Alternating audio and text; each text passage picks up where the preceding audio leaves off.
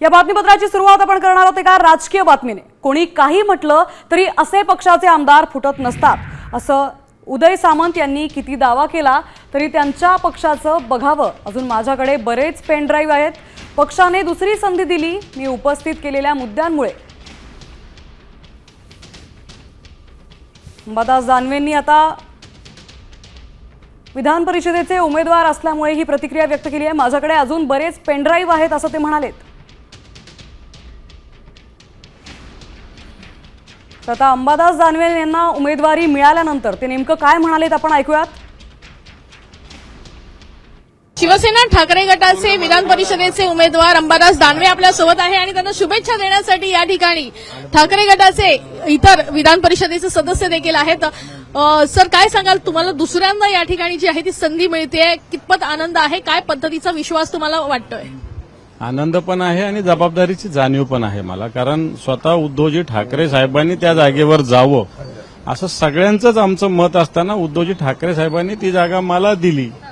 मला असं वाटतं ही जबाबदारी पण आहे आणि भाग्य पण आहे, दोन्ही गोष्टी आहे आणि मला वाटतं ती पार पाडण्याचा निश्चित मी प्रयत्न करेन। खरं तर विधान परिषदेसाठी 30 मतांची गरज आहे आणि एकीकडे काँग्रेस देखील आता निवडणुकीच्या रिंगणामध्ये उमेदवार उतरवण्याच्या तयारीमध्ये आहे। तर तुम्हाला वाटतंय की या सगळ्या गोष्टी साध्य होतील?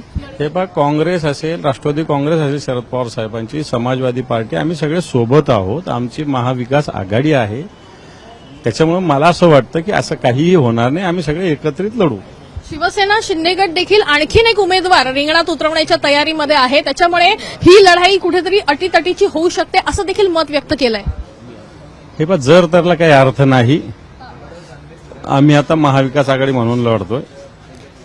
ज्याचे जेवढे मतं आहेत त्याचे तेवढे ते उमेदवार उभे करतील, बाकी कोणत्याच गोष्टीला काहीच अर्थ नाही। पण आता खरं तर गेल्या मागच्या टर्ममध्ये तुम्ही ज्या पद्धतीनं खरं तर मुद्दे उपस्थित केलेले होते, अगदी पेनड्राईव्ह बॉम्ब पासून अनेक गोष्टी ज्या आहेत त्या तुम्ही विधान परिषदेमध्ये त्या ठिकाणी दाखवून दिल्या होत्या, कुठेतरी याचं सगळं फलित या निमित्तानं मिळतं असं वाटतंय तुम्हाला? अजून बरेच पेनड्राईव्ह माझ्याकडे, त्याच्यामुळे मला असं वाटतं मी एक संघटनेचा एक सैनिक आहे, शिवसैनिक आहे, बाळासाहेबांच्या विचाराचा, त्या विचारानं मी काम करतो। बाकी ह्या गोष्टी येत असतात, जात असतात, मिळत असतात, नाही मिळत असतात, हे सगळे एक प्रोसेस एक राजकीय कामाची। आम्ही कुठे विचार केला होता शिवसेना पंकज विचारांनी काम करताना आम्हाला अशा खुर्च्या भेटतील, मुंबईत इथं या तुमच्यासारखे कॅमेरामॅन, आम्ही थोडी विचार केला। आम्ही गावातले काम करणारे सामान्य शिवसैनिक इथपर्यंत आलो, हीच मोठी आमच्या दृष्टीने उपलब्धी आहे। उदय सामंत